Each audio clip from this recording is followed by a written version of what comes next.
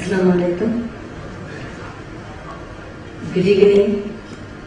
ഭാഷ ഇംഗ്ലീഷ് ആയതിന്റെ വിറയലും പതറലുമൊക്കെ മുഖത്ത് വ്യക്തമാകുന്ന രീതിയിലാണ് മലയാളത്തിന്റെ സുന്ദരി അറബികളും വിദേശികളും അടക്കം നൂറുകണക്കിന് ആളുകൾക്ക് മുന്നിൽ പ്രസംഗം തുടങ്ങിയത്.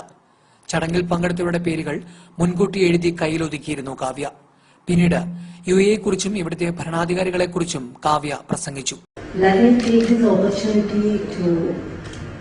Express my respect to UAE government under the visionary leadership of His Highness Sheikh Mohammed bin Rashid Al Maktoum for accepting and encouraging people from across the world.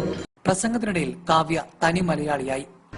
With your permission, let me continue my speech in Malayalam. Thank you. എല്ലാവർക്കും നമസ്കാരം. ഇപ്പോഴാണ് ശ്വാസം എടുത്ത്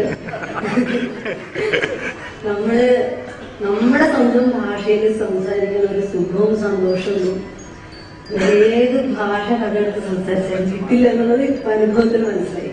ഇംഗ്ലണ്ടിൽ നിന്നുള്ള അവതാരികയുമായി വേദിയിൽ സംഭാഷണം നടത്തിയും മീശ മാധവനിലെ പാട്ടുപാടിയും കാവ്യ സദസ്സിനെ കയ്യിലെടുത്തു. ഇങ്ങനെയൊക്കെ സംഭവിച്ചത് വളരെ സന്തോഷമുണ്ട്. കാരണം ആദ്യത്തെ എക്സ്പീരിയൻസ് ആണ്, പുതിയൊരു അനുഭവമാണ്.